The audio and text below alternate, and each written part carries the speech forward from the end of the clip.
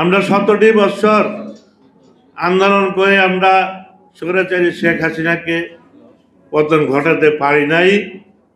কারণ এই শেখ হাসিনা একটি বৃহৎ শক্তি, আমাদের পার্শ্ববর্তী মোদী সরকারের হাত ধরে তার ক্ষমতার অপব্যবহার করে সে দীর্ঘদিন ক্ষমতা থাকার জন্য দেশের মানুষের সাংবাদিক নির্যাতন, গণতান্ত্রিক অধিকার, মৌলিক অধিকার, এদেশে ভোটার অধিকার সবকিছু ছিনে নিয়েছেন।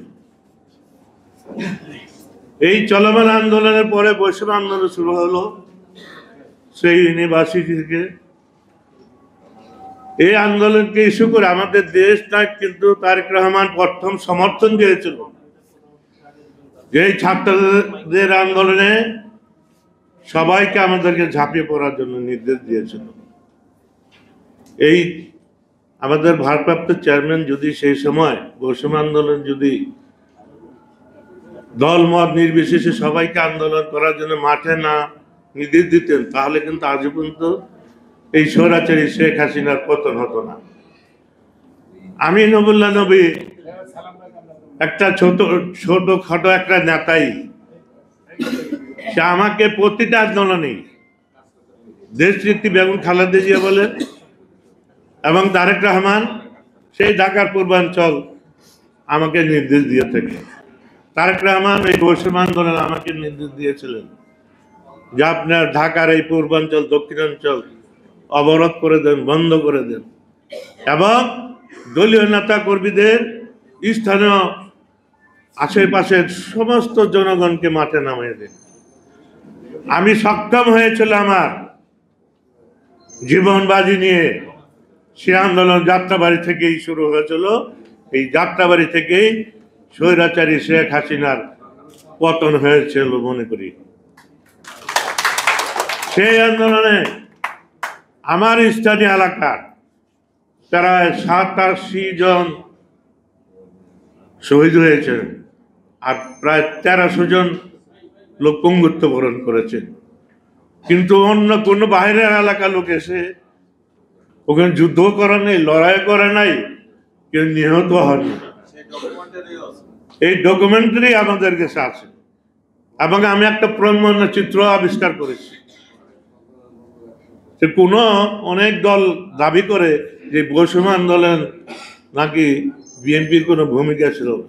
আরে তারেক রহমান যদি নির্দেশ না দিত, আমাদের দল যদি রাজপথে না নামতো, আজও পর্যন্ত আমি চ্যালেঞ্জ করে বলতে পারি এই দেশ আজও পর্যন্ত শেখ হাসিনার পতন হতো না।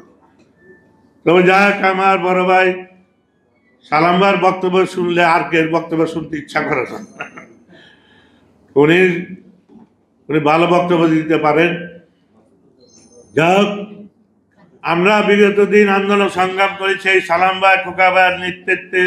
সেই 96 বলেন, এই বৈষম্য বিরোধী বলেন, আরো অনেক আন্দোলন করেছি। আমরা জীবনটা ভর আন্দোলন করেছি। আমার বয়স যখন 23 বছর, স্বৈরাচারী এরশাদ বিরোধী আন্দোলন আমরা করেছি।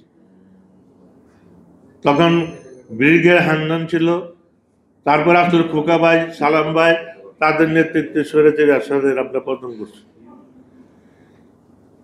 এই যে আমরা আন্দোলন করেছি, সংগ্রাম করেছি, আমি নবুল্লাহ নবী, সালাম ভাই জানে ঢাকা মহানগর অনেক বছর নেতৃত্ব দিয়েছে। কোনোদিন কোনো তদবির করি নাই যে আমাকে বড় নেতা দিতে হবে, বড় পদ দিতে হবে, আমাকে এমপি বানাতে হবে। আমার একটা ধারণা ছিল, আমি যদি অন্যের বিরুদ্ধে প্রতিবাদ করি, আন্দোলন করি, যে কোনো স্বৈরাচারী সরকার বিরুদ্ধে যদি ত্যাগ করি, একদিন না একদিন আমাকে মূল্যায়ন দিতে হবে। এই যে আমি 2 বার পার্লামেন্ট সংসদ সদস্য, 18 সালে সেই দুর্যোগের সময় আমি নমিনেশন পেয়েছিলাম। তারেক রহমান আমাকে সরাসরি ফোন করে আমাকে নমিনেশন দিয়েছে। সেই দুর্যোগ মুহূর্তে সারা বাংলাদেশে আমি সর্বোচ্চ ভোট পেয়েছি। 2 ঘন্টার মধ্যে 69,000 ভোট পেয়েছি। এবারও ঠিক আমি কোনো তদবির করি নাই, কোনো নেতার কাছে আমি যাই নাই, কোনো পার্টি অফিসে গিয়ে ঘন্টার পর ঘন্টা বসে থাকি নাই।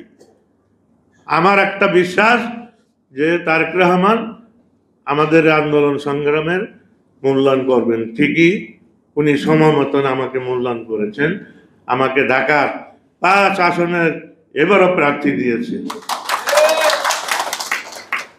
যাক,